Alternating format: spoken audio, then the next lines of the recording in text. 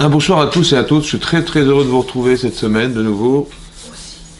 La semaine était courte mais rapide. Alors, Parashat de Tzav. Alors Parashat de Tzav, elle parle, c'est la continuité de la Parashat de Vaïkra, on parle des sacrifices des corbanotes. Oui. Et là, un des sacrifices donc était approché. Alors vous savez qu'il y a plusieurs formes de sacrifices, des sacrifices qui sont korban shlamim, des korban de remerciement, qui peuvent être des korban de Pessah, c'est un korban qu'on consomme avec le Kohen. Korban Khatat, c'est des sacrifices qui rappellent des fautes qu'on a pu faire par inadvertance. Korban Hacham, ici Korban Ola dans la paracha de cette semaine. Des sacrifices de Ola. Alors c'est justement ce sujet-là qu'on va traiter. C'est marqué Vedaber Hachem et Moshe les morts. Donc Hachem a dit à Moshe, Tzav et Aaron, donc ordonne à Aaron, Ve'et Banav et savant les morts, Zot Torah Ola. Voici les lois du Korban Ola. Ola i al mugdar à la misber kolaila adaboker avec misber tokadbo. Donc en fait, ce sont des sacrifices qui étaient complètement consumés, complètement brûlés. Ouais, c'est rare de voir un korban, c'est le seul en fait qu'on doit consumer complètement. En général, il est partagé. En général, il vient être partagé entre Cohen et les propriétaires de ce sacrifice. Et là, on voit qu'il est complètement Ola, c'est un holocauste qui est complètement brûlé. D'accord? Et en fait, il y a un Midrash Tanchuma qui explique ici que le Korban Ola, il était approché, et c'est ça qui est compliqué, c'est lorsqu'on a des mauvaises pensées, oui, ou bien qu'on a raté l'occasion de faire une mitzvah. Alors on a approché ce sacrifice. Alors, le contrôle de la pensée. Alors c'est intéressant de comprendre comment, on va dire qu'on peut reprocher à quelqu'un d'avoir mal agi, oui, mais d'avoir mal pensé ou d'avoir pensé des choses qui soient interdites de penser, c'est très difficile de contrôler la pensée. Comment on peut nous demander d'approcher un sacrifice tout en sachant que il est difficile de contrôler la pensée. Alors, peut-être pour introduire ça, il faut savoir d'où a démarré le Korban Ola. Vous savez que lorsque Hachem a demandé à Abraham Avinu de sacrifier son fils, ouais, là-bas dans la paracha de Vaïra, c'est marqué après ces paroles, donc après certaines paroles qu'on va essayer de voir, c'est marqué après ces paroles, Hachem Nisat Abraham, Hachem va éprouver Abraham. Et il va lui proposer, ouais, d'approcher un korban Ola, justement, ouais. Mais quel korban, quel sacrifice? Son propre enfant.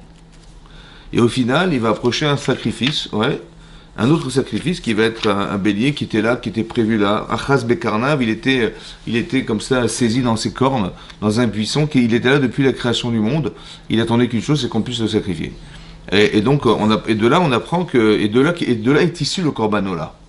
En fait, on a approché un Korban Ola à l'issue de quoi? À l'issue du fait qu'on ait proposé à Abraham Avinu de sacrifier son fils et qu'il a accepté de le faire. Ouais. Et il a été capable de sacrifier, et son fils aussi a accepté. Alors, comment c'est marqué dans la paracha de... Comment c'est écrit dans la paracha de Vaïra? Alors, je vous lis ce qui est marqué. Vaïra harad vaïm, allez, voici après ces paroles. Ve'elokim nisset Avraham. Donc, Elokim, c'est le Dieu de rigueur. Ouais, le Dieu de rigueur qui s'impose et qui éprouve Avraham Avinu, qui est la dernière épreuve. Ouais, vous savez qu'Avraham, il a subi 10 épreuves. La dernière épreuve, c'est celle-là. Vaïmer elav Avraham, Vaïmer ineni, Vaïmer kartna et bincha. Prends ton fils, je t'en prie, et bincha, et yichid echatoni, qu'enfant un ravta, que tu aimes, et Yitzhak. Velech lecha, et part pour toi, et l'arrête sa Moria, vers le pays de Moria, ve aleu sham le Ola, et fais-le monter là-bas en holocauste de Ola, en ce fameux Korban Ola. Alecha de Harim Asherma, alecha vers une montagne que je t'indiquerai. Je te dirai. Et donc là, c'est ça, le Korban Ola. Donc c'est-à-dire que le Korban Ola, il est en rapport avec Abraham et Yitzhak. Comment ça se passe? Oui, Acharad Varim Aele. Alors, ici, le Korban Ola vient réparer a priori deux choses, parce qu'on dit que c'est le sacrifice d'Yitzhak. Ouais. En fait, c'est pour ça qu'on fait Rosh Hashanah, on rappelle le sacrifice d'Yitzhak. Mais d'un autre côté, c'est Abraham qui fait le sacrifice de cet enfant. Vous voyez comment on associe les deux ensemble. Et quel rapport avec la paracha de Tzav où on parle du sacrifice de Ola?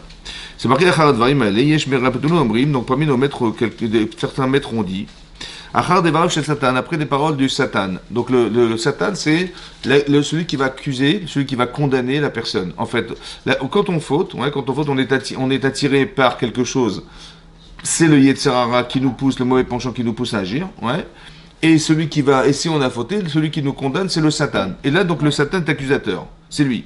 Il vient voir Hachem, il dit, Shayem et Katrek Vomer, donc il condamne Avram en lui disant, Mikol Sioudan Sheasa, Avram lo écrive les Fadecha, Parecha Laïdechad. Alors qu'Avram, il avait reçu ce bonheur d'être père, il était devenu père alors qu'il n'espérait pas du tout le devenir, mais c'est bon, c'est une faveur que lui a fait Hachem, après toutes les prières qu'il a faites. Et alors que son fils était sevré, il avait déjà 2 ans, Yitzhak. Il a fait un grand festin où il a invité les grands de ce monde pour montrer et faire un kiddush Hashem, ouais, sanctifier Akadosh Baruch Hu, voilà, en disant tout espoir est permis, vous pouvez tout imaginer. Voilà, il avait 100 ans, Abraham Avinu, il a eu un enfant, ce qui est incroyable. Et donc, la prière marche. Et Hashem, il a agréé les prières des tzadikim et des gens qui ont fait tchouva. Et qu'est-ce qui va se passer? Donc il a fait ça devant les grands dirigeants de ce monde pour que eux ils arrivent à propager l'idée que Dieu existe. Voilà ce qu'il a fait Abraham Avinu. Et là-bas le Satan, donc le calculateur, il dit mais ok, il a horizontalement, il a montré que tu existes, c'est super, mais verticalement il t'a pas remercié. Il aurait pu faire au moins dans ce grand festin, au moins t'apporter un korban haïl echad, un fameux chevreau ou un parc ou un bœuf. Et ce qu'il n'a pas fait. Il dit Kloum, sur ce Hachem lui répond Kloum Asad Abishvil Beno. En fait, il a fait tout ça pour son fils. Qu'est-ce que tu prétends? Que parce que tant qu'il n'avait pas d'enfant, alors il priait pour avoir un enfant, donc il priait, il était en rapport avec toi. Mais maintenant qu'il a eu cet enfant, il pense plus à toi. C'est ça que tu prétends? Ben c'est faux, rien. Je vais lui proposer de sacrifier cet enfant et tu verras qu'il acceptera. Donc l'amour de cet enfant n'a jamais entamé la relation qu'on a avec Abraham. Voilà ce que lui dit Hachem. Ça, c'est la première réponse que. C'est ça les paroles. Après ces paroles, quelles paroles? Les paroles que prétendait le Satan et les paroles qu'a rétorqué Hachem en prétextant que jamais Israël s'est mis en porte-à-faux entre Hachem et Abraham. Deuxième explication. Yeshomrim, Achar Devrav Shel Ishmael. Après les paroles d'Ishmaël. Oui. C'est marqué Yeshaya met Pa'er al Israël Shemal ben Yud Gimel Shana velo Micha. Oui, parce que avant Israël, donc Ishmaël, il vient voir son frère. Ouais, il dit, dis-moi, à quel âge tu as fait la Brit Mila? Il dit, je l'ai faite à 8 jours. Comme c'est marqué dans la Torah, il faut à 8 jours la Brit Mila. Il dit, moi je l'ai faite à 13 ans. Ça va? 13 ans, ça veut dire que j'étais en âge de bar mitzvah, je suis devenu adulte et je me suis engagé. La Brit Mila, c'est une alliance avec Hachem, on est bien d'accord. Donc, engagé que j'étais, j'aurais pu refuser, j'ai pas refusé, je me suis engagé. Moi, je me suis engagé, j'étais conscient de la difficulté et je me suis engagé. Mais toi, tu avais 8 jours. Hein. Où est-ce qu'il est ton engagement? Où est-ce qu'elle est cette alliance? Voilà ce que prétexte Ishmael à Yitzhak. Amalo Yitzhak, sur ce Yitzhak va répéter pour un membre de ton corps, tu te vantes devant moi, ouais. Si demain Hachem me demandait de me sacrifier complètement, je ne refuserai pas. C'est-à-dire que devant le fait qu'il ait donné un membre de son corps, ok, super, mais moi, si demain il me demandait Hachem de me sacrifier complètement, après ces paroles, alors on va éprouver Abraham. Ça va? C'est-à-dire qu'il a fallu attendre que Yitzhak arrive à maturité pour qu'on puisse éprouver Abraham de la Kedat Yitzhak. Vous avez compris comment ça marche? Ça veut dire que ça vient de répondre aux deux choses. Un, on a l'impression que le Korban, il vient réparer une problématique qu'avait Abraham avec lui-même et avec Hachem, et Yitzhak, il vient répondre à autre chose. Il vient répondre à autre chose. La capacité qu'on a de se sacrifier pour Hachem. Ouais, c'est ça. Comment on voit dans l'histoire combien de gens se sont sacrifiés pour Hachem, ouais, dans des cas d'extermination du peuple juif. En fait, d'où ils ont tiré cette énergie? Ils l'ont tiré de Yitzhak Avinu. Ça va? C'est ça. C'est ça le Korban, le sacrifice. Donc il y a deux choses importantes à comprendre, que l'un va répondre à l'autre. Ça veut dire qu'Avraham Avinu, il vient réparer un problème personnel qu'il a eu avec Hachem, et Yitzhak, il vient répondre au fait que, mais ça ne pouvait pas se passer l'un sans l'autre. Vous avez compris? C'est ça. Il fallait attendre, pourquoi Hachem il a attendu, alors qu'il avait que 2 ans, il avait 2 ans, donc il a manqué d'amener son sacrifice, et Avraham, il avait 2 ans, Yitzhak, il aurait pu lui dire, écoute, il faut amener ton korban demain matin. Non. Il a attendu qu'il ait 37 ans, Yitzhak Avinu, pour le faire. Il a attendu 35 ans. Ça veut dire que l'épreuve de l'un dépend de l'autre. Vous avez compris? Des fois, hein, dans la vie, on ne peut pas être éprouvé dans sa vie et répondre des problèmes personnels parce qu'on attend que l'autre arrive à maturité pour le faire. Parce que l'un dépend de l'autre. Vous avez compris? Donc le Korban là, il démarre de là. Il démarre de cette histoire. Il démarre de quoi? Peut-être l'idée, c'est intéressant de se dire, c'est vrai, pourquoi Hachem il a organisé qu'on fasse une Brit Mila à 8 jours hein? C'est quand même bizarre. Hein? Quel engagement un enfant de 8 jours il peut avoir, conscience qu'il a de s'engager quelque part avec Hachem? Alors peut-être l'idée c'est la suivante, mais ça reste entre nous. Ça reste entre nous. Peut-être la frustration de ne pas avoir été là. Vous avez compris? C'est ce qu'elle a répondu Yitzhak à Ishmaël. Il dit mais tu te vantes, ouais, genre tu viens me voir, tu dis mais t'avais quel âge quand tu avais 8 jours, mais où est-ce qu'il est ton engagement? Où est-ce qu'il est ton sacrifice? Où est-ce qu'il est ton choix? Ouais, tu as subi une opération chirurgicale d'une Brit Mila, voilà ce que tu as subi. Mais ouais, ni tu as le souvenir, ni tu as l'engagement, ni tu as engagé un choix, rien. Il dit, mais écoute, ouais, c'est vrai, tu as raison. Et bien cette frustration, elle me dit, mais écoute, tu as donné un membre de ton corps, moi je donnerai toute ma vie. Vous avez compris? Peut-être que l'alliance, en vérité, elle est engendrée par une frustration personnelle qui se dit, mais c'est vrai, j'étais pas là. C'est vrai. Et bien ça nous engage complètement, c'est ça, le sacrifice. C'est ça le Korban Ola. Le Korban Ola, c'est de brûler complètement l'idée qu'on n'a pas été là. Vous avez compris ce que je veux dire? Voilà. Le sacrifice du Ola, que c'est complètement consumé. C'est peut-être lié aussi à la pensée. Ça veut dire que... Pourquoi c'est lié à la pensée? Parce qu'au départ, peut-être l'idée, c'est la suivante. Vous savez, quand vous vous engagez dans votre vie, ça passe par la pensée au départ.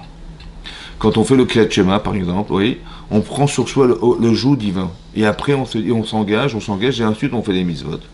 Mais c'est comme ça, en fait, tout se passe dans la pensée. Ce qui vous empêche de faire des avérotes, qui nous empêche de faire des fautes, parce qu'on est engagé mentalement. On a des valeurs, elles sont mentales. Et quand elles sont mentales, tout démarre par le mental. Tout ce que vous allez faire, en fait, ça va dépendre essentiellement de ce que vous avez compris, de ce que vous avez pris sur vous, des vraies valeurs émotionnelles que vous avez dans votre vie. Mais elles sont dans votre tête, dans votre cerveau. Et tout dépend de ça. Après, tout s'articule. Ouais. Comment j'ai la capacité de résistance dans certains domaines? Pourquoi je me suis engagé plus encore que d'autres dans un certain domaine? Parce que j'ai des valeurs, ouais, que je respecte, mais qui sont des valeurs éducatives, des valeurs, j'ai un rave, machin qui m'apprend la Torah, etc., etc., et des choses m'ont marqué, et ben c'est gravé en moi, je peux pas l'enlever, c'est fini. Et ben c'est marqué dans votre cerveau, ça c'est ça, ou dans votre cœur. Quand c'est marqué l'otaturu achare levavchem bechare nechem, ouais, là-bas la Gemara dit dans la Maseret Brachot, là-bas que on parle des mauvaises pensées ou de la vodazara, de l'idolâtrie, ça va? Ouais, de la sexualité, etc., c'est ça. L'otaturu, ne vous tenez pas, après l'otaturu achare Levafrem, Vechare, Elechem. Ouais. Ouais. Ça veut dire quoi? On dit, il ne faut pas se détourner d'après son cœur et d'après ses yeux. Mais non, il aurait fallu créer l'inverse. D'abord tu vois, hein, tu as envie, après tu désires. Ouais. Ouais, il a marqué l'inverse. Pourquoi? Parce qu'on sait au fond que ce que tu vas chercher à avoir, c'est ce que tu désires. Donc le premier, il n'est pas devant, il est dedans. Vous avez compris ça? Ça veut dire que l'otatou achare levafrem, essaie de comprendre que tout ce que tu désires, en vérité, chercher à avoir, c'est déjà dans ton cœur. Tes pensées, elles sont déjà introduites dans une volonté, dans un désir profond qui se trouve à l'intérieur de toi-même. Et après, tu cherches à assouvir ce besoin, donc tu cherches où ça se trouve. C'est ça? C'est un petit peu comme on l'a vu à propos de Lot, quand Abraham, il a dû se séparer de Lot. Ouais. Là-bas, c'est marqué où tu vas. Tu vas à droite, j'irai à gauche, à droite. Et là-bas, c'est marqué, il a levé les yeux, Lot. Il a vu la contrée du Jourdain qui était verdoyante et merveilleuse, ouais, ruisselante. Il a dit, je vais là-bas. Je dis, mais tu vas là-bas, mais tu te rends compte tu vas à Sdom. Sdom, c'est l'antithèse d'Abraham. C'est-à-dire que l'hospitalité est interdite. On tue des gens qui font l'hospitalité. Et toi, tu as suivi Abraham pour son hospitalité. Comment tu peux faire une chose et son contraire? Parce qu'il a vu. Vous avez compris? Parce qu'il est attiré par ce qu'il a vu. Donc, il a fossoyé sa pensée en ayant vu quelque chose qui l'attire. Et ça a organisé son choix. Vous avez compris ce qui va se passer? Il y a déjà un terrain en vérité. Il n'a pas vraiment fait de choix, c'est un terrain. Mais le terrain, il est l'envie d'avoir, d'une forme de confort en vérité qui est un avantage, mais qui peut être un grand inconvénient lorsqu'on va dans un endroit qui n'est pas du tout adapté à la Torah. Vous avez compris? Et c'est ça le danger. Mais parce qu'il a vu. Pourquoi la Torah nous va nous dire, il a levé les yeux pour nous dire qu'il a décidé d'aller à Sdom? Parce qu'il a déjà été entériné chez lui le désir d'y être. Comment? Parce qu'il a vu. Vous avez compris? Voilà. Mais en vérité, pourquoi il a été chercher à voir? Il a dit, qu'est-ce qu'il est cherché à voir? Il dit, on va se quitter, ok. Mais je veux chercher un endroit qui me plaît. J'ai envie d'un endroit qui me plaît. Donc je vais chercher dans les catalogues, je vais chercher dans le coin où est-ce que je peux aller vivre. Vous avez compris ce que je veux dire? Mais tout ça, c'est déjà articulé dans le cerveau, déjà. Ouais. C'est déjà très important que le désir, il est déjà construit au départ. C'est ça qu'on cherche à voir. C'est pour ça que là-bas, elle explique, là-bas, elle dit que Irure Avera, Kashim Avera. En français, ça veut dire les pensées, elles sont plus compliquées que les actes mêmes. Ouais, c'est marqué caché. En français, on va traduire difficile. Ouais. Pourquoi c'est plus difficile? Parce que c'est très difficile de se détacher de ce qu'on désire. Ouais. Autant que tout ce que vous allez faire, c'est ce que vous avez envie de faire. Donc, en fait, pourquoi c'est compliqué? Parce que d'empêcher d'agir, c'est un acte. Mais la pensée, c'est elle qui est l'articulation de vos actes, de nos actes. Donc, c'est pour ça que tout le problème est d'abord de comprendre, ouais, de savoir, de ressentir, de vivre. Ouais. Pour ça que quand on étudie la Torah, il ne suffit pas de savoir. Tu dis, voilà, on est contre un cours, on sait, on est au courant. Non, il faut qu'on arrive, c'est ça qui est marqué dans les Pirkei Avot, dans les Maximes des Pères, c'est marqué que Hachem, il a demandé à Moshe Rabbeinu de tailler des pierres. Ouais. Mais Hachem, il a gravé les tables de la loi. Elles ont été gravées. Oui, les 10 commandements ont été gravés dans la pierre. Il est marqué Charut ala luchot. En hébreu, ça veut dire gravé sur les tables. Et là-bas, hein, le Pirkei Avot nous explique, il dit, ne lis pas Charut creusé, gravé, mais lis libre. Parce que Cherut en hébreu et Charut, c'est les mêmes lettres. Mais Charut, ça veut dire gravé, et Cherut, ça veut dire libre. Comme si que la liberté était liée au fait de graver. Alors le rat de base, il explique là-bas, ouais, c'est quoi gravé sur l'état de la loi? C'est qu'il faut que la connaissance que tu vas avoir dans ta tête un jour, elle soit pas seulement imprimée dans ton cerveau, mais gravée. C'est-à-dire que dans ton cœur, c'est quoi l'état de la loi? C'est ton cœur en fait. Il faut qu'on puisse graver dans ton cœur quelque chose. Et l'émotion que ça peut creuser, ouais, quand tu vas creuser, c'est là que tu vas faire des efforts, tu vas répéter, Vous voyez, c'est comme si on devait creuser dans la pierre. Voilà. Donc creuser dans la pierre, c'est qu'il y a un effort à fournir. Et ben, sache que quand tu fais des efforts, quand tu fais un sacrifice personnel, quand tu t'engages, tu creuses. Maintenant, hein, cette difficulté, cette souffrance, en fait, elle va permettre d'avoir un repère.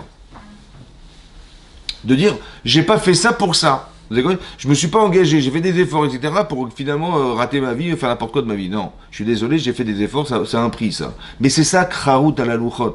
Tu ne pourras jamais être libre si les choses, elles ne sont pas gravées dans ta tête. Elles ne sont pas gravées dans ton cœur. Vous avez compris? De la connaissance. Tu dis, moi, j'ai imprimé, c'est bon, j'ai compris, je sais. Vous dire, on va dire, oh, on l'a dit, on connaît. Ben, j'ai compris, on s'en fout que tu connais. Il faut que il faut que tu puisses réagir. Au contraire, tu dis, tiens, j'ai bien envie de entendre, ça va encore plus graver dans mon cœur. Au contraire, c'est l'inverse. C'est-à-dire que la répétition des choses, pendant qu'on dit Veshinantam levanecha, Veshinantam, c'est-à-dire tu enseigneras, mais Shinantam, c'est un Shinoun. C'est-à-dire il faut répéter. Il faut répéter, il faut répéter, il faut répéter. Pourquoi faire? Parce qu'il faut que tu graves.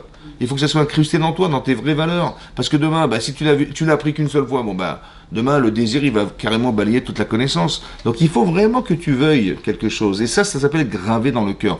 Charut ala l'orod. La véritable liberté, c'est celui qui a gravé, qui a les vraies connaissances, qui a la vraie intuition, qui a le vrai sentiment, le véritable sentiment. C'est pas grave. Tu vas te faire un bourrage de crâne, c'est pas grave, mais au moins tu sais que tu es dans les émettes. Vous avez compris? Tu sais que tu es dans la vérité, mais c'est pas grave. Parce que l'inverse aussi est vrai, malheureusement. Le Yitzhak, il s'acharne à nous répéter des choses, et puis vraiment, on se sépare d'Akadosh Baruch Hu de cette manière aussi. Donc on voudrait que ça soit comme ça. Ce sacrifice-là, en fait, il est issu d'ici. Vous avez vu qu'Avraham, il représente le chesed, la bonté.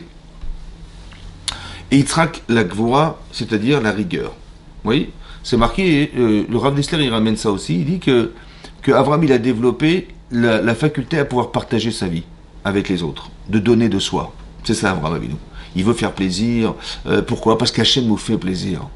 Il fait plaisir. Hachem, il crée des choses qui sont extraordinaires et qui sont même trop importantes à l'idée qu'on peut avoir de ce qu'on aurait pu mériter d'avoir. Mais c'est pas grave, Hachem, il nous aime, il nous donne. Ça va? C'est comme ça. Ça, c'est Avraham. Donc Avraham, il s'est inspiré de cette bonté-là. Il s'est inspiré de ça. D'où il a tiré cet enseignement. La Gemara dans Sanhedrin a dit là-bas, parce que quand Eliezer, qui était le serviteur d'Avraham, il a été voir Shem, qui était le fils de Noach. Ouais? Il était voir, il dit, dis-moi comment c'était dans l'âge de Noé. Ouais, comment ça s'est passé, un an comme ça. Il dit, c'était l'enfer. L'enfer. Pourquoi? Parce que les animaux, il y avait toutes sortes d'animaux, ils avaient des horaires particuliers, il fallait donner la nourriture à l'un, il fallait apporter de la nourriture carrément pour les oiseaux, Mais c'était sans arrêt, une tension incroyable, ça a duré un an. On n'a pas dormi, Shnatsus, le sommeil d'un cheval. Ça veut dire que un sommeil d'un cheval, c'est entre un quart d'heure et une demi-heure par jour. Je ne sais pas si vous vous rendez compte, par jour, hein, pendant un an. Et donc c'était infernal, et jusqu'à un jour où c'est marqué Vaïcher Ar Noach, il était resté seul Noach, c'est marqué. Et là-bas, Rachid expliquait dans le Midrash que Ar, ça veut dire mordre. Il a été mordu par un lion. Il a tardé à donner à manger à un lion, il a mordu le bras, quoi, carrément. Ça va? Ça veut dire, imaginez mais la tension qu'il y avait là-bas. Et Avraham, il a entendu ça, il a dit, mais c'est incroyable. Ça veut dire qu'Hachem, il voulait absolument que des êtres humains, ils passent leur vie à nourrir des animaux, quoi. Pourquoi? Bah si déjà tu es capable de nourrir des animaux avec autant d'intensité, alors des êtres humains, fortiori. Il dit, mais c'est ça que tu dois faire. Le monde ne pouvait pas résister au chesed. Ça veut dire que le monde qui était préliminaire au déluge, bah, c'est des gens qui pensaient qu'à eux. Ça va? Et c'est ça qui a détruit le monde. C'est ça qui a détruit le monde, en fait. C'est l'égoïsme profond qu'il y avait, qui a détruit ce monde. Il dit, c'est l'inverse qu'Hachem il espérait. C'est pour ça qu'il a mis dans l'arche de Noé des animaux et qu'il fallait absolument, avec toute l'intensité qu'il pouvait y avoir, de mettre de l'atmosphère du désir de partager quelque chose. Tu vas donner ta vie pour les autres. Tu vas t'engager pour. Vous avez compris ce que je veux dire? Et ça crée quelque part un désir de partager. Et il dit, je vais m'inspirer de ça, c'est ce que je vais faire. C'est ce qu'a pensé Abraham Avinu. Seulement, Avraham, il a pensé qu'il fallait faire du chesed, c'est-à-dire de l'hospitalité dans le désert. Il donnait à manger à ceux qui avaient, il a créé des auberges, Mais il y a une limite, en fait, à la bonté. Pourquoi? Parce que quand on est bon, en fait, on peut, à la fin, à un moment donné, je pense que on devient d'un niveau d'une telle tolérance que même si la personne, au final, elle fait des erreurs, on dirait c'est pas grave. Par bonté, par gentillesse. Ça va?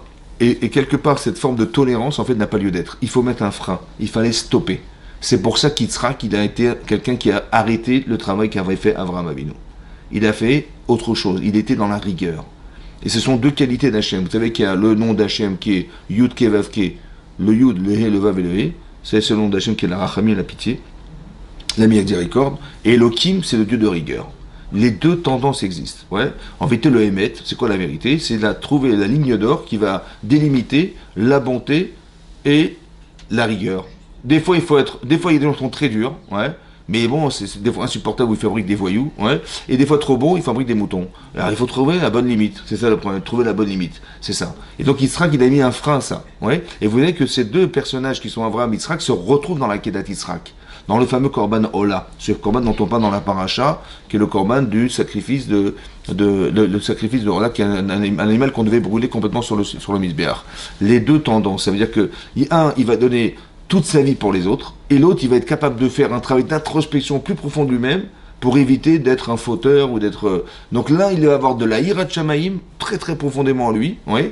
C'est marqué Pachad Yitzhak, on appelle Pachad Yitzhak. Vous savez que quand il a dû faire le sacrifice d'Yitzhak, ouais, il a donné sa vie pour ça. C'est énorme ce qu'il a fait. Et là-bas, c'est marqué, et Rachid nous ramène ça dans la paracha de... Lorsque, comment il s'appelle, Esav, il est parti à la chasse. Bon, il a perdu sa place. Il est parti à la chasse, ouais, et Yaakov, il est rentré dans la tente de son père, et il s'est fait prendre pour Esav. Bon, il a reçu la bracha d'Esav, il a reçu la bracha que devait recevoir Esav, et c'est lui qui l'a reçu. Ok. Et donc, il est sorti, Yaakov, il sort de la tente, et son frère, il rentre. Il dit, voilà, papa, je t'ai apporté les fameux matamim, les fameux plats que tu m'as demandé, tu m'as réclamé. Il dit, mais qui tu es, toi? Moi, j'ai tué personne. Non, il dit, qui tu es? Il a dit, ben, je suis, c'est moi, Esav, ton aîné, quoi. Et là, il a eu une peur. Il a dit il a marqué dans le Midrash qu'il a eu plus peur à ce moment-là de ce qu'il a vécu, là, plus que la Kedat Yitzhak, plus que le sacrifice d'Yitzhak. Vous imaginez un peu là. Ça s'appelle Pachad Yitzhak, ça veut dire qu'il avait tellement peur de se tromper, tellement peur comment dire, du châtiment qu'il allait recevoir, de l'erreur qu'il aurait pu faire de sa vie, qui était profondément incrustée en lui, plus encore que son propre sacrifice personnel. Vous avez compris ce que je veux dire? Ça veut dire que, quelque part, l'émotion qu'on devrait avoir, ouais, c'est que la peur qu'il avait, la part de spiritualité qu'avait Yitzhak Avinu, elle l'engage plus encore que ce que son corps pourrait lui dire en disant, c'est pas grave, finalement, il lui a volé, ou il aurait pu se plaindre vis-à-vis de son fils Yaakov, comme il a pu le tromper à ce point-là, l'enfant de la Torah, et son propre enfant qui lui vole sa propre bracha, vous imaginez, il aurait pu maudire son fils. C'est pas ça qu'il a fait. Pourquoi? Parce que la spiritualité qui était en lui, d'un côté, son corps lui dit, mais tu te rends compte, ton propre enfant, il t'a fait ce coup-là, mais c'est honteux. Ouais. Et lui s'est dit, non, ça n'a rien à voir, je ne veux pas me tromper. Il y a toujours deux façons de réfléchir. Regardez la différence de réaction qu'a eu Yitzhak. Vous imaginez, je ne sais pas si vous vous rendez compte, il était tellement sûr et certain de bénir son fils Esav, tellement têtu à l'idée que c'était ça qu'il fallait faire, que sa femme n'a pas convaincu, ouais, et qu'il a été obligé de devenir aveugle pour pouvoir bénir Yaakov Avinu. Comme ça dit Rachid là-bas. Ouais, parce que quand on dit qu'il est devenu aveugle Yitzhak, il y a trois explications, et la troisième explication que donne Rachid, c'est de dire que Hachem, il l'a rendu aveugle, parce que s'il était voyant, il n'aurait jamais béni Yaakov Avinu. Donc il est devenu aveugle à cause de lui-même, quoi, à cause de son entêtement personnel, tellement il était sûr de lui. Maintenant, ce qui se passe, c'est qu'il a eu... Donc, qu'est-ce que ça veut dire? Il était sûr de son fait, quoi. Il était sûr de ce qu'il devait faire. Il devait bénir son fils et ça, c'était évident pour lui.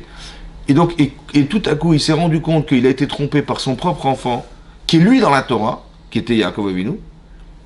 Et là, il aurait pu exploser en disant, mais c'est quoi cet enfant, ce rachat, ce mécréant là, qui m'a trompé? Il a dit non, il a dit Gamba ou Hachem. Il a trompé, il a compris que s'il a été trompé, c'est qu'il s'est trompé. S'il a été trompé, c'est qu'il s'est trompé. Mettez-vous à la place d'Hachem. Ouais, il faut arrêter de tricher. C'est connu. Mais non, c'est vrai. Mais, ouais, que en fait, qu'est-ce qui se passe? Ouais, parce qu'on parle de Yaakov qui avait triché.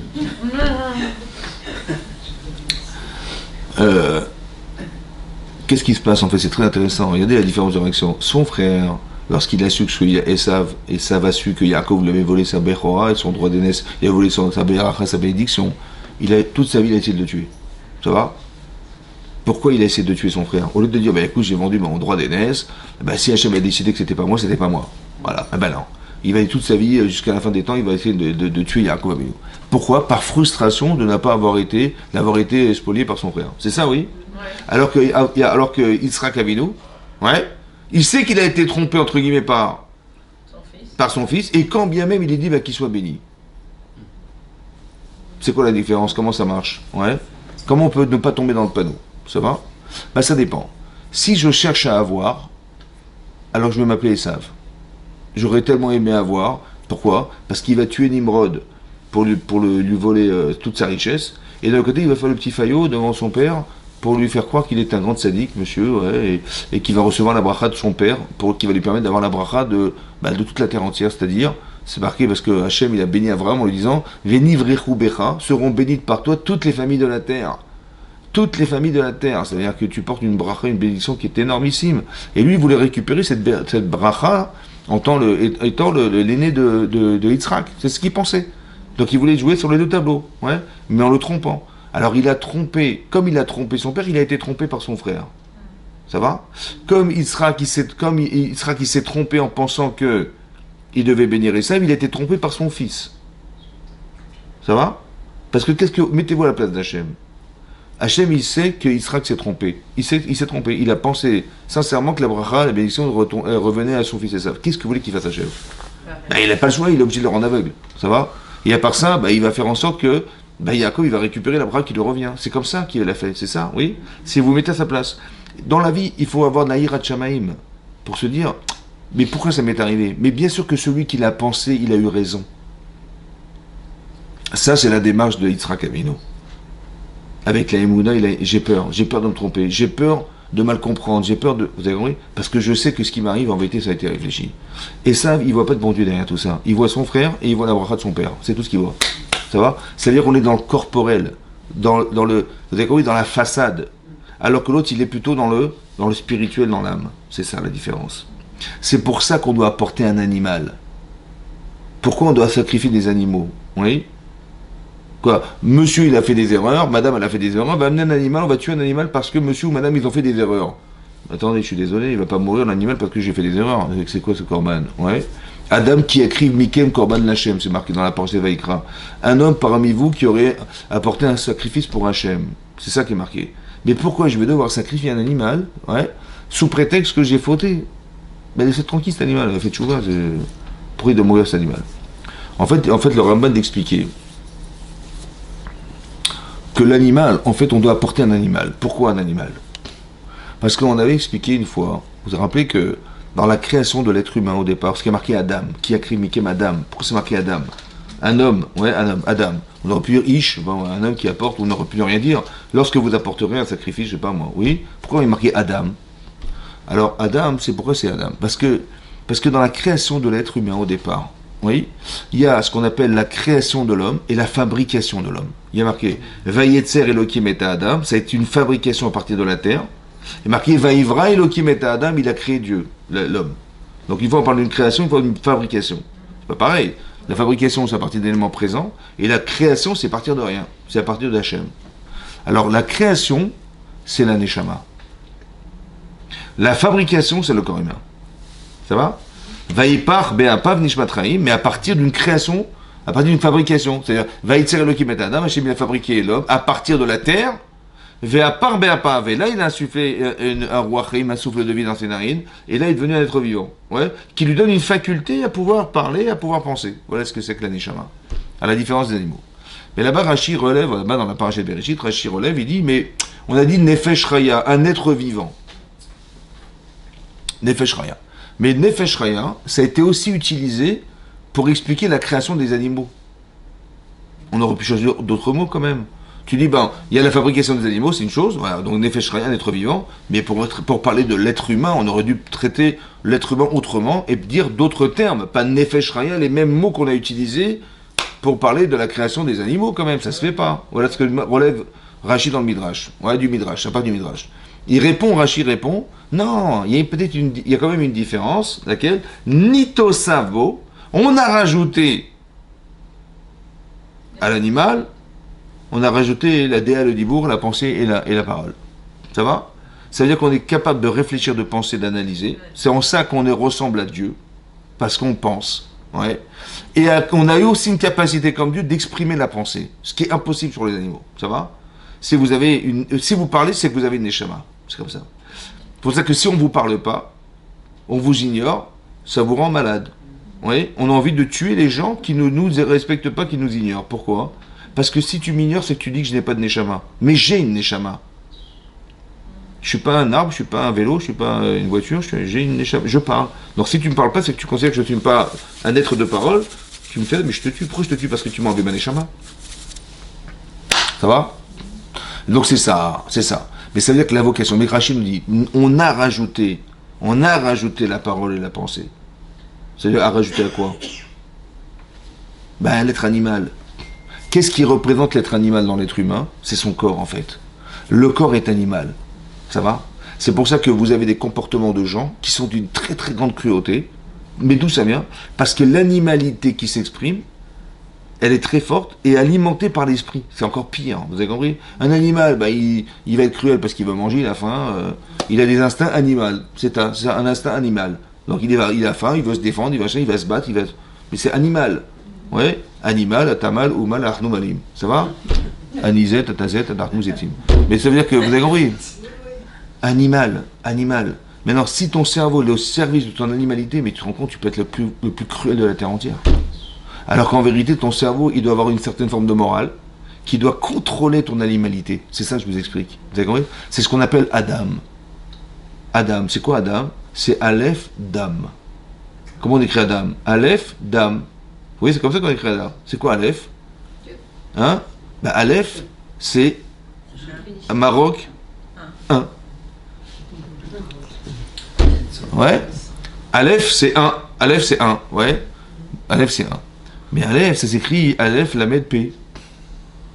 Et si vous inversez les lettres Aleph, ça fait P, Lamed, Aleph. Ça fait Pélé. Pélé, c'est étonnant. Le chiffre 1 est un chiffre étonnant parce que 1 n'existe pas. Il n'y a rien de 1. Tout est dualité. Il n'y a rien de 1. Le jour, la nuit, le chaud, le froid, tout est dualité. Et c'est un chiffre étonnant. En quoi il est étonnant ce chiffre? Ouais. Pourquoi il est Pélé? Aleph, c'est Pélé. Ouais. Quand on dit refait comme ça, Mafli la Asot, ou Mafli la Asot, il l'a fait de façon étonnante. L'être humain est un être étonnant. Pourquoi il est étonnant? Bah parce qu'en fait, il est Echad, il y a du 1 en lui. C'est-à-dire que, pourquoi c'est un chiffre étonnant, le chiffre 1? Peut-être parce que 2 est né de 1. 3 est né de 2 est né de 1. Mais 1, il est né de quoi? 0, c'est impossible. Vous avez compris? C'est Pélé. Comment il peut y avoir le chiffre 1 alors qu'il n'y avait rien? Vous avez compris ça? C'est ça qui est Pélé. Maintenant, on a du 1 en nous. Adam, c'est Aleph Dam. Donc il y a quelque chose de très étonnant qu'on trouve en nous. C'est-à-dire qu'on devrait s'étonner de voir des gens qui parlent. On devrait s'étonner de voir des gens qui pensent. Parce que ce Echad-là, ce 1-là, c'est ce qui est divin en fait. Ça vient du Echad, Hachem Echad. On dit Hachem, il est 1. Ouais. Ça veut dire qu'on a quelque chose de très très puissant en nous qui s'appelle un Neshama, qui a une part divine, mais qui se contredit par le fait qu'on est un être animal. Ça veut dire que l'enjeu de la vie, c'est quoi? Ouais, c'est d'arriver à dominer l'animalité qui est en nous. C'est pour ça que quand on a fauté, en fait, c'est à cause de ça qu'on est fauté. Parce qu'on a fait un choix qui en fait a été articulé par un désir qui est animal au départ. Vous avez compris ça? Ça veut dire qu'on n'a pas donné une dimension spirituelle ou alors morale à ce qu'on doit faire. C'est pour ça qu'on tombe dans ce piège. Parce que il faut bien distinguer que Adam, c'est Aleph Dam. Le Aleph, c'est la partie divine qu'on a en nous, Aleph, et Dam, c'est le sang, qui a Dam ou un Nefesh, qui va donner la vie au corps humain. Si on enlève son sang, le corps pourrit. C'est comme ça. Donc l'essentiel, c'est le sang. Adam ou un Nefesh. Ça va? Le sang, c'est la conscience, la vitalité humaine. Et donc c'est ça. Et donc on est des êtres composés de Dam, de sang et de Aleph. C'est ça? En fait, ces dualités-là, elle est incompatible parce que la spiritualité ne va pas avec le corps. C'est pas compatible. Vous avez compris?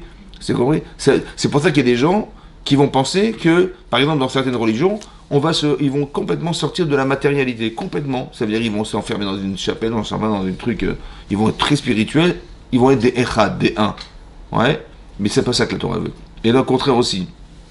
J'ai rien de un, tout est matérialisé, tout est l'argent, le pouvoir, les femmes, les machins, tout ce que vous voulez, c'est ça, c'est ça. C'est tout ce qui est, c'était ça, c'était ça on dit que Madaï Paras de Purim, c'était de montrer que c'était des gens qui voulaient profiter de la vie, mais à 150%. Ouais, la vie est courte, autant en profiter. Et c'était ça l'intérêt philosophique de la vie, de l'existence. Et ça, c'est le côté d'âme. Mais dans la Torah, elle veut qu'on soit des Adam. Non, comment tu vas réussir à vivre avec quelque chose qui s'oppose? Comment tu vas faire la paix dans ton être intérieur entre ce qui s'oppose? D'un côté, tu as une moralité qui doit se développer chez toi, et d'un côté, tu sais qu'elle contredit le fait de ton désir corporel. Comment tu vas faire? Et bien, ce contrôle-là, c'est toute la vie, c'est ça qui nous permet d'arriver au là-bas. Ça va? C'est-à-dire, qui c'est qui domine? Qui c'est qui dirige ce cheval-là voilà. Voilà, vous avez compris? Donc, il faut du chesed. Vous avez compris? Avram, il a rendu des gens Baalé Teshuvah en les invitant chez lui à la maison. Vous avez compris? En disant, mais voilà, il vous invite, il aura des plaies, ils se sont délectés à manger des choses incroyables, ouais. Et on dit, bah, vous dites, ah, ça vous a plu? On dit, merci. Il dit, bah, merci qui? Bah, merci monsieur Abraham. Non, merci Hachem. Comment ça, merci Hachem? Et voilà, on y va. Vous avez compris? Voilà, c'est comme ça qu'il a fait plaisir aux gens. Et après, il dit, mais oui, c'est vrai, ouais, t'as raison, c'est vrai que c'est incroyable, c'est extraordinaire. Et c'est ça qui a fait qu'Abraham Avinu est devenu Abraham Avinu. D'accord? Ça c'est. Donc il a fait plaisir aux gens, il a développé, il les a amenés, en fait, il a, entre guillemets, fait plaisir au corps qui a été d'accord de suivre ensuite la Torah. C'est comme ça. Ouais, tu te fais plaisir, ouais, c'est pour ça qu'on mange Shabbat, c'est pour ça qu'on se fait plaisir, parce que ton corps il est d'accord, ouais, et après qu'il est d'accord, ton cerveau il va accepter l'idée que Shabbat puisse exister. Ouais. C'est vrai que quand vous arrivez vendredi, qu'est-ce que vous faites? Ouais, vendredi, qu'est-ce que vous faites? Parce que, qu'est-ce qu'on fait? C'est quoi Shabbat? Shabbat, c'est de fêter la création du monde. Ouais. Donc vous arrivez vendredi fatigué du travail, vous dites, heureusement qu'on va fêter la création du monde. Hein, franchement, hein? Ou bien on dit, non, on va se reposer. Non, franchement, on va se reposer. Vous imaginez que s'il n'y avait pas le plaisir du Shabbat, on ne ferait pas Shabbat. Les gens, ils disent, ouais, Shabbat, c'est super. Comment ça marche? Ben, on va se préparer un super repas, on va kiffer, ouais. Et le kiff, eh ben, ça donne envie de faire Shabbat, ouais. Après, tu acceptes l'idée que Dieu existe, etc., etc. Mais tu réponds à un désir corporel au départ. Ça veut dire, vous avez compris ce qui se passe? C'est ça, c'est le travail d'Abraham Avinu, ça. Où il y a des gens, ils disent, non, mais laisse-moi, on n'est pas des enfants. Et donc, ils vont développer le côté spirituel et intellectuel qui va justifier le fait de faire un repas. Ça va? Vous avez compris? C'est comme tu dis, j'ai compris ce que c'est que le mariage, j'ai compris ce que c'est qu'une bar mitzvah, j'ai compris ce que c'est qu'une brit mila, j'ai compris ce que c'est qu'un anniversaire, on va manger, ça va? Mais c'est mon intellect qui me dit on va fêter ça. Mais c'est parce que j'ai compris que c'était important que je fête. Vous avez compris? Et donc je fais un beau gâteau, une belle séouda, un beau repas, un festin, je sais pas moi, une grande soirée, parce que l'événement mérite qu'on mange. C'est pour ça qu'on n'arrive pas à maigrir, c'est clair quoi. Vous avez compris? Mais c'est comme ça. Tous les 2 mois, il faut bouffer. Mais ça veut dire que, mais c'est intéressant qu'on a compris quelque chose et on va manger pour fêter ça. J'ai compris, donc je dis à mon corps, tu vas voir, c'est super, tu vas comprendre en quoi c'est important et je veux que mon corps comprenne ce message. Alors on va faire un repas. Et la proportion du repas, elle est dépendante essentiellement de mon estomac. Non, essentiellement dépendante de la valeur que je veux fêter, les choses que je veux fêter. Si c'est un anniversaire, c'est un gâteau. Si c'est un résultat d'examen, c'est plus grand. Et si c'est une brit mila, si c'est un bar mitzvah, si c'est un mariage, ça coûte 50 000, 100 000 euros. Voilà. Mais c'est comme ça, ouais. Mais c'est comme ça. Pourquoi? Parce que tellement c'est important, on veut fêter tout ça, on veut marquer. Mais pourquoi tu fêtes? Pourquoi tu dois manger? Parce que ton corps ne comprend pas. C'est quoi le mariage? Par contre, c'est publié, on va bien manger. Ouais, d'accord. Ah, c'est ça, ça permet ça le mariage. Super, j'arrive. Vous avez compris? Mais c'est le message que ton corps renvoie. Vous avez compris ça? Voilà. Et des fois, il faut sacrifier des choses. Quand tu t'es fait avoir, ton corps il a gagné. Oui, ton corps il a gagné, donc ta pensée n'a pas été assez forte pour maîtriser le désir. Ou tu as pensé des choses pas jolies. Alors, tu vas sacrifier cette pensée. Ton corps, le côté animal, tu vas le sacrifier. C'est ça. C'est ça que tu vas brûler complètement. C'est ça qui est marqué là-bas, que le korban ola, c'est un korban holocauste qu'on amène, et qu'on devait complètement brûler cet holocauste. Ça va? Voilà. Rappelez-vous que c'est ça. C'est-à-dire que, finalement, j'ai perdu. Finalement, ces valeurs ne sont pas incrustées assez fortement en moi. Elles ne sont pas gravées chez moi. Et c'est pour ça que mon corps, il a gagné. Parce que si tu es convaincu, il y a des choses que tu feras jamais dans ta vie. Tu vois? Tu rentres pas chez toi, et tu mets les pieds sur la table. Ça va? Tu dis, oui, mais ça me détend, et j'enlève mes chaussures, et puis on mangera sur la table, c'est pas grave. Non. T'as des valeurs quand même, tu es respectable. Surtout quand tu vas voir tes beaux-parents, ça se fait pas non plus. Ça va, vous avez compris? Donc, mais pourquoi tu fais pas? Mais détends-toi! Non, il y a des choses qui ne sont pas. Mon cerveau, il a compris, donc c'est gravé, c'est sûr que je ne ferai jamais une bêtise pareille. Mais parce que ton cerveau, il a gagné sur ton corps. C'est lui qui a gagné. Lui, il a peut-être très envie de se déchausser. Tu dis non, ça ne se fait pas, on ne fait pas ça. On se retient. La capacité de retenue, elle vient de là. C'est ça. Et comme je n'ai pas été capable de retenir, alors j'amène un sacrifice. En fait, l'animal que je sacrifie, c'est un petit peu l'animal que sacrifie Abraham. Vous savez qu'Abraham, il est arrivé à un niveau. Oui, c'est ça la dernière épreuve de sa vie. C'est de comprendre que il y a deux choses chez Hachem. Vous savez, je vous explique un truc. C'est marqué, vous savez, quand on était dans le désert, on a manqué de bord de l'eau. Et là, les ministres se sont plaints. Ça va? Ils ont dit Yesh Hachem bekirbenu imain. Yesh Hachem bekirbenu imain. Yesh Hachem, est-ce que Dieu est là ou pas? C'est incroyable. Est-ce que c'est possible d'imaginer un truc pareil, à votre avis? Non. Comment traduire ce verset? Ils ont dit Yesh Hachem bekirbenu imain. Est-ce que Dieu était là ou il n'est pas là? Alors, évidemment qu'avec tout ce qu'ils ont vécu, de dire qu'il n'est pas là, c'est stupide. Ce serait ridicule de penser un truc pareil. Avec tout ce qu'ils ont vécu, tout ce qu'il a fait à la sortie d'Égypte, le fait d'être entouré de la manne qui tombe, c'est impossible de penser une chose pareille. Donc c'est quoi l'idée en fait? C'est comme ça. Il y a deux choses à comprendre. Il y a Yesh et Aïn. Yesh, c'est il y a. Aïn, il n'y a pas. Ça va? Mais non. Il y a des choses que tu vas comprendre parce que tu les vois. Il y a des choses que tu pourras même pas concevoir chez Akadosh Baruch Hu. C'est ça. Maintenant, est-ce que Dieu, il s'exprime à ce moment-là dans la recherche de découvrir ce qu'on ne comprendra jamais? C'est-à-dire, il nous met dans une situation, il n'y a plus d'eau à boire. Il dit, mais fais-moi confiance. Mais je ne comprends pas comment, dans le monde dans lequel je peux vivre, je peux me passer de l'eau, c'est pas possible. Donc Dieu, il est là ou il n'est pas là? Ça veut dire, est-ce qu'il veut que je me plaigne, entre guillemets, de ce qu'il devrait être? Ouais. Est-ce que Yesh, voilà, c'est ça, je vois, il y a ça. Ou bien non, ben, il a mis de l'eau sur la terre, c'est pour pouvoir s'alimenter, non? Ouais. Yesh, il y a de l'eau. Yesh. Ou bien Aïn. Non, il aurait tellement aimé que tu comprennes qu'il y a autre chose que l'eau. Il y a une dimension qui dépasse en fait ce que tu vois. Ça va? C'est Dieu. En vérité, je vais vous dire un truc, c'est entre nous. Hein. Vous savez qui nous éclaire? Ouais? Le pâtissier. Non. Qui nous éclaire, c'est pas le soleil, c'est Hachem. Vous avez compris? Mais tu dis non, mais c'est le soleil, il brille, il s'expose. En vérité, c'est ce que tu vois. Ça, c'est Yesh. C'est ce qu'il y a. Mais il y a Aïn. Il y a quelque chose que tu ne vois pas, que tu ne pourras jamais concevoir, c'est Hachem.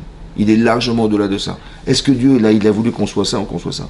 Mais je vous explique une chose. Ça veut dire que ce que ça veut dire, c'est que Hachem, il a justement, il a trouvé chez Abraham une capacité mentale de bon sens, de trouver du bon sens dans la vie. Les gens sacrifient leurs enfants carrément, ils disent, vous êtes ridicule, quoi. Parce que tu as un problème avec le bon Dieu, tu vas sacrifier tes enfants. Et lui aussi veut vivre. Ah oui, tu as raison. C'est du bon sens. D'accord? Oui. Jusqu'à présent, c'était comme ça. Ça fait partie des mitzvot. Abraham, il a compris les choses et après, il s'est rendu, en fait, responsable de ce qu'il avait compris. Et donc, il a fait des mitzvot, il a compris des choses incroyables, tout seul. Un grand philosophe penseur.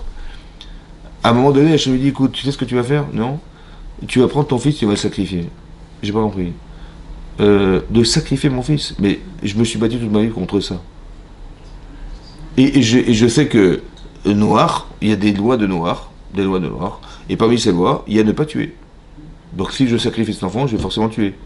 À part ça, tu m'as dit que j'aurai une grande descendance aussi nombreuse que les étoiles du ciel. Or, si je tue cet enfant unique, tu m'as dit unique, c'est que j'en aurai pas d'autres.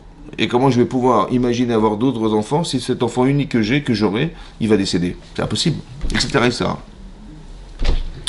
Donc, toutes ces questions, en vérité, elles viennent de quoi? Si Dieu, il t'a dit, t'écoutes le bon Dieu, ça c'est mon cerveau qui me dit ça. Mais mon corps, il me dit, non, j'ai des problèmes, je comprends rien du tout, là. Vous avez compris? En fait, le problème, il n'est pas intellectuel, il est émotionnel, il est corporel. Je tiens à cet enfant, je n'imagine pas me séparer de lui, je ne comprends pas comment Dieu... Comme si que les questions ne sont que des arguments pour ne pas faire. Vous avez compris ou pas? Donc, ça veut dire que quelque part, Hachem, qu'est-ce qu'il voulait faire, Hachem? Ouais, qu'est-ce qu'il voulait? Non. Il voulait qu'il dépasse son intellect, c'est-à-dire, si tu veux adhérer à la mitzvah, elle vient du bon Dieu, ça va? Mais Dieu, il est en dehors des limites corporelles et des limites temporelles, en dehors. La mitzvah, elle existait avant la création du monde, avant qu'on ait créé le temps. Tu veux accepter ça? Tu veux vivre cette expérience? Alors il faut que tu acceptes que tu dois faire des choses qui sont de l'ordre d'Hachem et qui dépassent ton intellect. Ça va? C'est ça. Et là, tu rentres dans l'infini. Et là, tu rentres dans la... C'est ça que représente la mitzvah. Comment, quand tu fais, tu allumes tes néros de Shabbat, tu fais Afrashatrala, tu fais des mitzvot, comment ça te permet d'accéder à l'infini? Parce que ce que je te propose de vivre fait partie de l'infini. Donc si tu rentres dans cette capacité à agir de cette manière, tu rentres dans le monde infini d'Hachem. C'est comme ça. Sinon, ça ne peut pas s'inventer. Donc c'est ce que je te propose de vivre. Ouais. Est-ce que tu es d'accord malgré tout de faire alors que... Mais alors son Yetzira, il est énorme. Son corps va lui dire, mais attends, mais tu rigoles. Dieu t'a demandé, t'es sûr que t'as bien compris, franchement, t'as tué ton fils, mais c'est pas vrai, il sait pertinemment que tu t'es battu justement toute ta vie pour éviter ça. Il le sait, Hachem, comment il peut. C'est sûr que t'as bien compris. En plus, c'est interdit de tuer. C'est sûr qu'il n'a pas dit ça. Et ton propre enfant que tu aimes. Ah, c'est méchant d'avoir dit que tu aimes. Ouais, l'enfant que tu aimes, c'est méchant. Et tout ça, en fait, c'est quoi tout ça? C'est ces questions, en fait, ces questions. Mais pourquoi ces questions? Parce que je n'ai pas de réponse. Je ne comprends pas. Vous avez compris, c'est ça qui est difficile. Mais si j'avais s'il y avait une réponse, j'aurais pas eu le problème. Qu'est-ce que veut Hachem? Il veut comme ça, écoutez bien. Il veut comme ça. Mon corps me dit ne fais pas.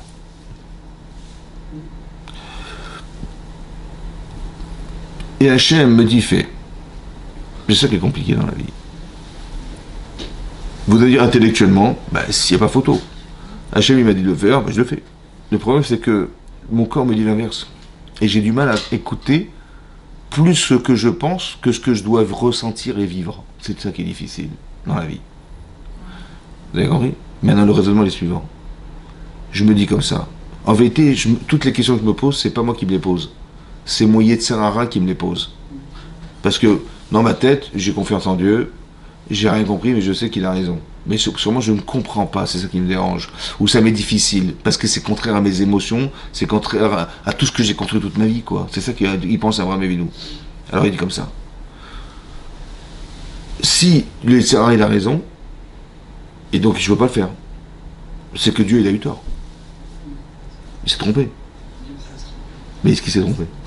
Alors je lui dis au Yetzirara, écoute, tu as raison. Ce que tu dis, c'est vrai.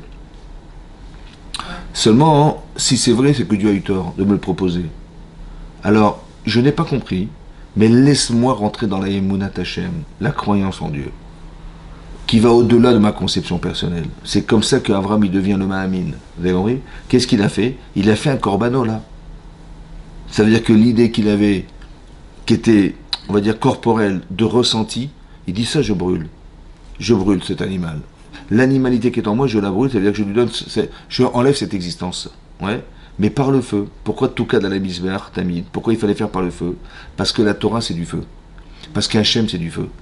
Vous avez compris? Ça veut dire que la connaissance que j'ai de la Torah, ouais, Eshdat l'amo, c'est ça qui met Eshdat. Esh, c'est le feu de la loi, le feu de la loi. Le feu parce que toutes les fausses idées, tu dois les brûler. Grâce à la connaissance. Vous savez, quand on dit que la Torah nous éclaire, ça veut dire quoi? C'est-à-dire que quand tu sais, tu balayes toutes les questions.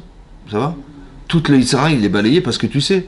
Et ils s'amusent, les Yitzhara, à te faire croire des trucs, ouais, parce que tu n'as pas la connaissance, c'est ça. Parce que tu sais pas. Ou tu ressens rien. Alors tu dis, mais pourquoi pas, c'est tentant. Tu n'as pas de résistance. On n'a pas de résistance parce que la lumière est pas assez grande.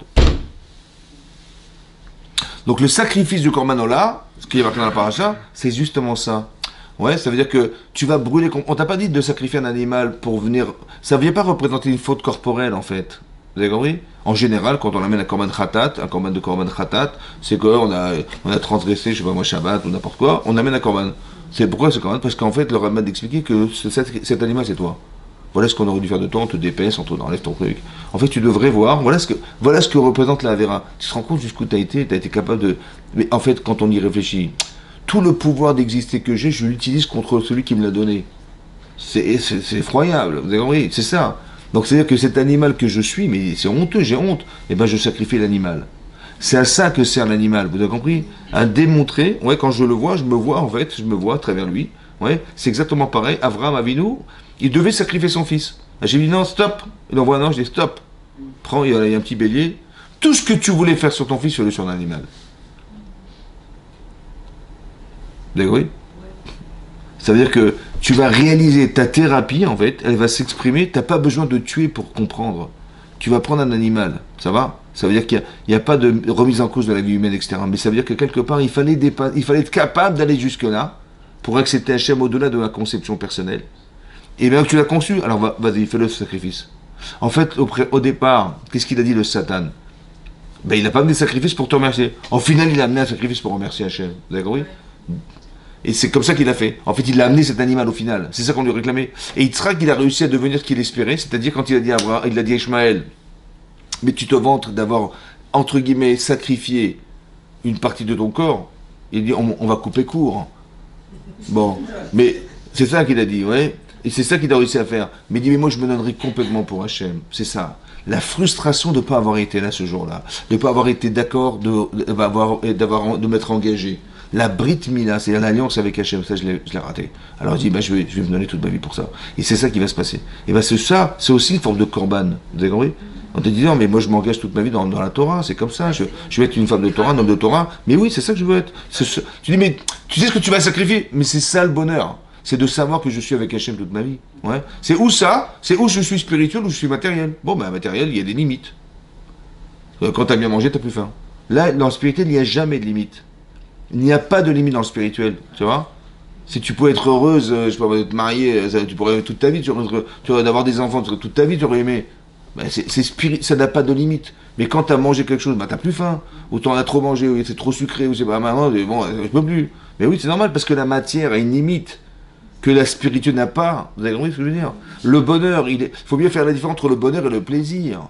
Je dis, ben, si tu as beaucoup d'argent, tu seras heureuse et heureux. Mais non, tu auras le plaisir et le confort d'avoir de l'argent, mais tu seras jamais heureuse, ni heureux. Le bonheur, c'est pas ça. Le bonheur, c'est spirituel. C'est spirituel, ouais. Quand tu réussis quelque chose, t'as fait des efforts, t'as réussi, bah, ouais, le bonheur, il est le bonheur est spirituel, il n'est pas physique. C'est pour ça que quand on a pu fauter, c'est que il a gagné mince. Ouais. Et ben, ça va me coûter d'apporter un animal. Ça va? Et bien que ça me coûte, j'ai pas envie de dépenser plus, donc je vais. Déjà corporellement, ça me dérange. C'est ce que dit Rashi ici. Il y a un chisron kiss. Il y a un je vais perdre de l'argent parce que je vais amener des sacrifices, ça me coûte de l'argent. Le simple fait que ça me coûte, déjà ça m'arrête. Ça va? Par exemple, vous avez vu que dans les supermarchés, ouais, il y a des caddies. Bon. Et vous allez dans un supermarché, et vous dites, écoutez, j'ai pas 1 euro, vous pouvez passer un jeton en plastique. Il n'y a pas de problème. Mais pourquoi ils ont fait ça?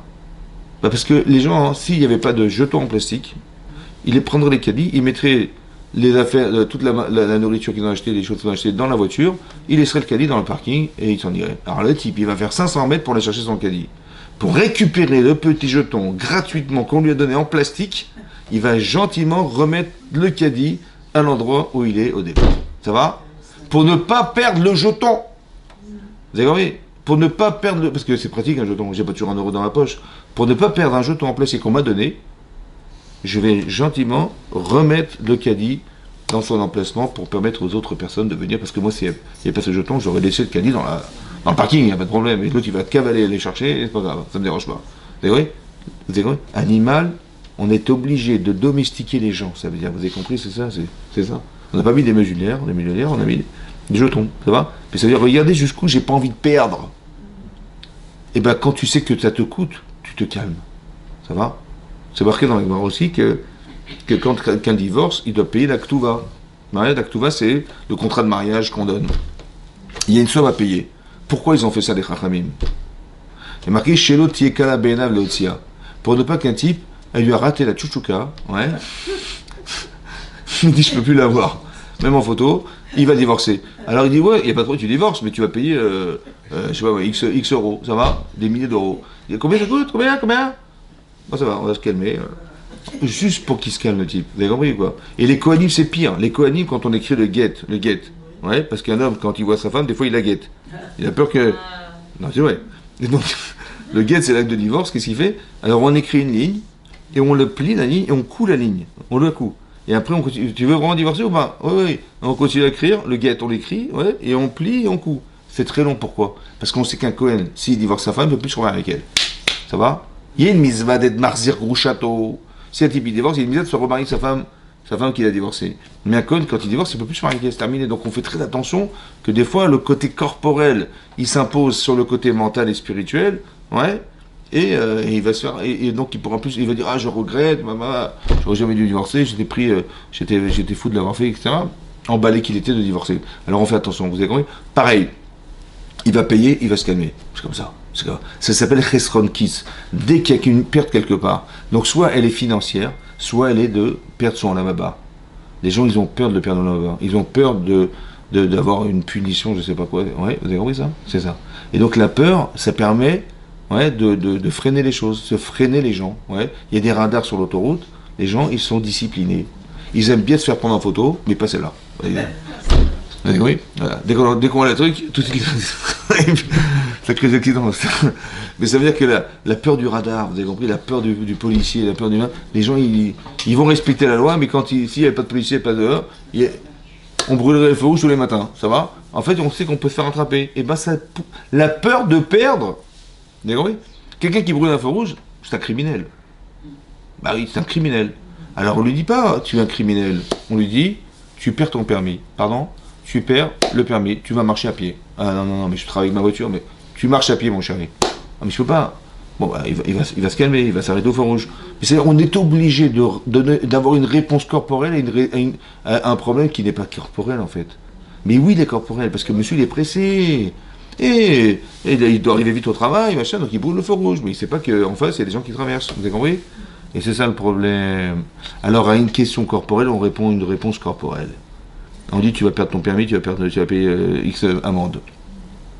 C'est pour ça qu'il y a une ségoula le Shabbat, de mettre des amendes à table, pour éviter les PV. Non, c'est vrai. Il y en a même à Rosh Hashanah, ils mettent des pneus Goodyear. C'est un truc de fou. Ou des bananes. On serait de bananer. Ça, c'est vrai.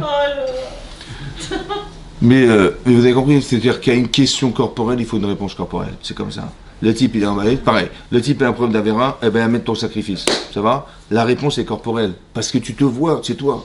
Tu as l'image de ce que tu représentes. Comment tu as pas honte? Ça va? C'est ça.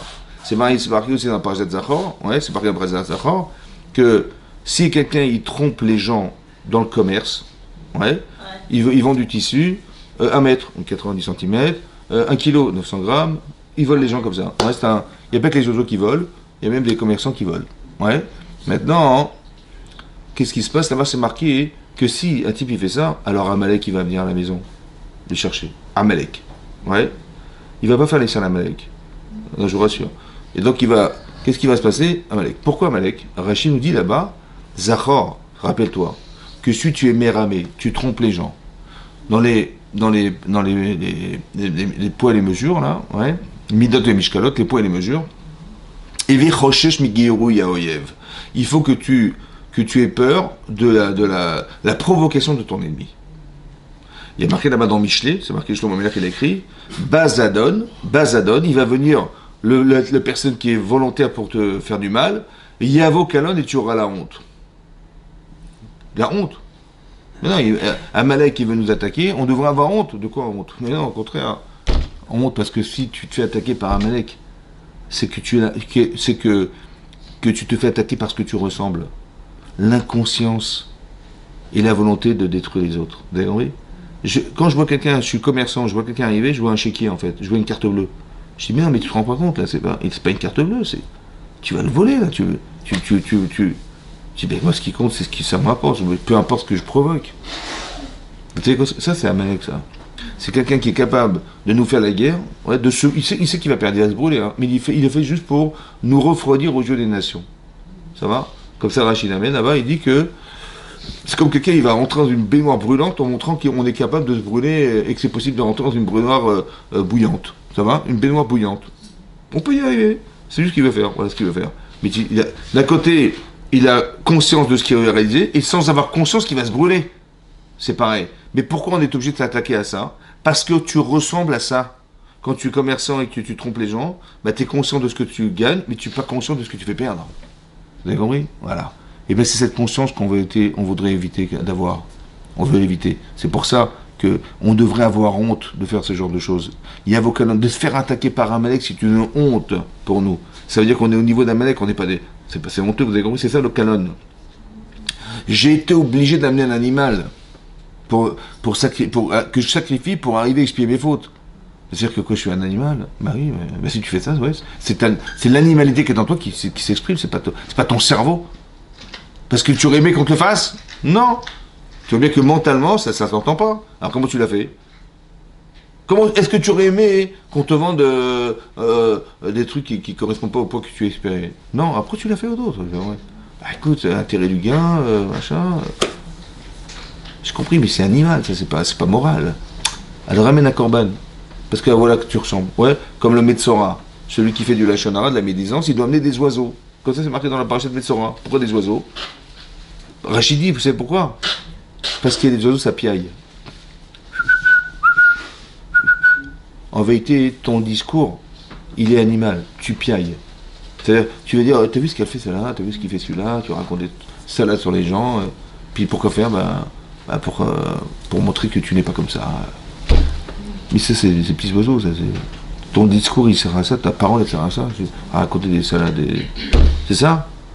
Ouais, bah ça, c'est des oiseaux, ça, c'est... Ouais, ton langage, il doit être un peu plus évolué. Si ton cerveau, il avait compris que ça se fait pas, est-ce que tu l'aurais fait? Non. Mais qui c'est qui peut faire ça? Quelqu'un qui n'a pas de cerveau? Oui. Ces petits oiseaux. Alors t'as qu'un par un, ton expression, c'est d'amener des oiseaux. Vous avez compris? Comme ça, Rachid dit, comment tu vas te soigner, dit Rachid, il te rappelle. La thérapie du bonhomme, c'est son corban en fait. Parce qu'il va dire, voilà, j'ai honte de ressembler à ça. Ben, c'est ça que tu ressembles. Ramène des petits oiseaux. Comme ça, tu vas comprendre à quoi ça sert de...